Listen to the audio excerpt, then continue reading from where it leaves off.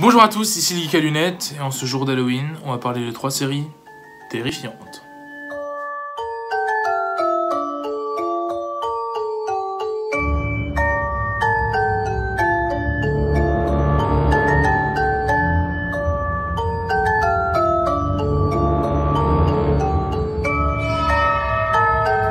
D'abord, on va parler de Daredevil, le diable de Hell's Kitchen. On parlera ensuite de Sabrina, les nouvelles aventures de Sabrina, qui est franchement sympa, je vous invite à rester. Et enfin, on parlera de Maniac, qui, dans un certain ordre d'idée, peut faire peur, mais en vrai, c'est parce que j'ai pas vu d'autres séries qui font un peu horreur pour Halloween.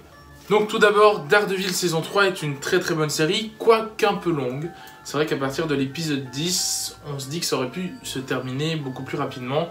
Et donc je pense les séries Netflix devraient se cantonner à 10 épisodes, comme ils l'ont fait avec Luke Cage saison 2, Iron Fist saison 2 et Defenders qui avait lui 8 épisodes. Franchement, l'intrigue de Wilson Fisk, de Bullseye et de Daredevil, Matt Murdock sont vraiment excellentes. Je trouve que les 2 premiers épisodes, quand on voit Matt Murdock avec ses sens un peu, disons, en dessous, est vraiment super intéressant. Le rapport avec la foi, encore une fois, dans Daredevil, et cette fois-ci, vraiment beaucoup plus exploité que je trouve que dans les 2 précédentes séries. Au niveau des autres intrigues, donc on a Foggy Nelson qui est un peu en retrait cette saison, ce qui fait pas de mal, et Karen Page, toujours aussi présente. Beaucoup n'aiment pas Karen, moi je trouve qu'au contraire c'est un personnage qui est impulsif et qui donne du coup pas mal de rebondissements dans la série. Certes elle fait pas grand chose de bien, mais en vrai on s'en fiche, justement c'est le but de ce personnage, d'être complètement impulsif et de faire souvent les mauvais choix. Parce que dans la vie, on fait pas tout le temps les bons choix et les personnages sont pas toujours attachants, les gens sont pas toujours des personnes qu'on aime bien dans la vie. Donc je comprends que ce personnage soit présent et qu'il en ait plus d'un, mais c'est voulu par les scénaristes de la série et je trouve ça intéressant. Pour terminer sur Daredevil saison 3, c'est pas la meilleure.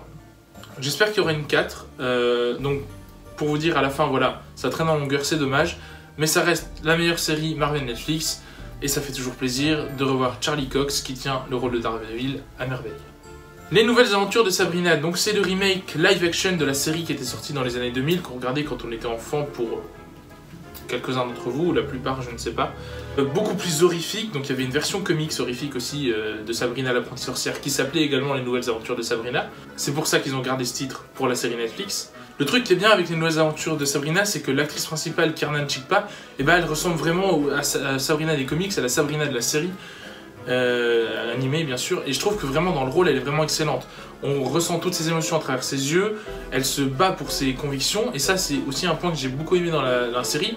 La série prône quand même un combat assez féministe, assez anti-patriarcat avec l'église de la nuit, et le serveur Satan, le seigneur d'ombre, voilà, qui veut gouverner et mettre à son service toutes les femmes. Je trouve ça c'est plutôt intéressant à mettre dans des séries assez horrifiques comme ça. C'est plutôt cool, j'aime bien. Au niveau de Rose Lynch, donc, qui est un acteur de chez Disney Channel qui a joué dans Austin et Ali, et comme quoi Disney Channel fournit de très bons acteurs parce que dans son rôle du petit ami, il est bon. Il fait pas des merveilles, c'est pas le plus grand acteur que j'ai jamais vu dans une série, mais franchement, il remplit bien le job. Et ça c'est plutôt cool, il est attachant je trouve comme personnage. Au niveau de ses amis, Suzy et Rose, on s'en fiche un peu. Le plus important ce sont les tantes Zelda et Hilda, qui sont je trouve vraiment retranscrits à l'identique que dans la série animée. Et ça c'est vraiment sympa à voir. Son cousin Ambrose aussi, j'ai beaucoup aimé le personnage, il est assez drôle, assez ambivalent. J'avais absolument pas compris qu'il était gay, on n'insiste absolument pas là-dessus. Et je trouve ça plutôt intelligent, parce que du coup, ouais, il est gay, mais on s'en fiche, quoi. C'est comme n'importe quel autre personnage. Donc bravo pour disons, cette audace, entre guillemets, même si ça en est pas une, mais je veux dire, aujourd'hui, on insiste tellement sur les personnages homosexuels dans les séries que ça fait du bien de voir ça. Sabrina, les nouvelles aventures de Sabrina, ça fait peur. Je m'y attendais absolument pas.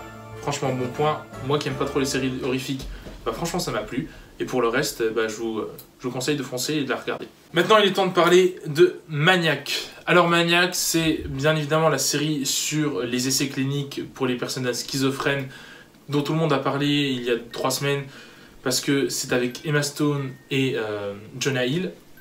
Que dire? Ils font des merveilles dans leur rôle.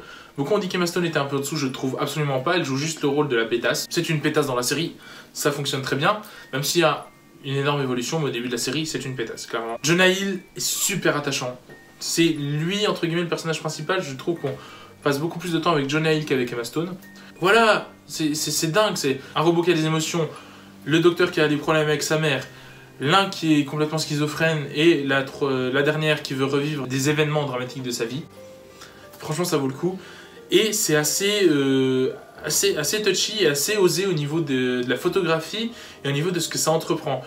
Je trouve que Jonah Hill et Emma Stone, dans leur rôle respectif, parce qu'ils en ont plusieurs dans la série, vous allez voir, ils sont déments, ils arrivent à passer d'un registre à l'autre, mais le tout au tout, il fallait ces deux acteurs de talent pour incarner de tels personnages et pour soutenir à bout de bras une telle série, mais franchement, je veux pas vous en dire trop sur Maniac, juste vous dire foncez, regardez-la si vous ne l'avez pas déjà vu.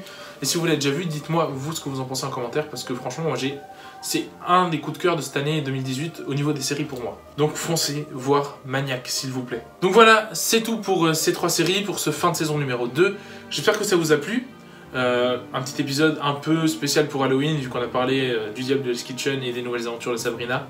On n'a pas fait grand chose cette année, mais vous inquiétez pas, on se rattrapera à temps pour Noël, et de toute façon, il y a de grosses choses qui arrivent dans les semaines qui viennent.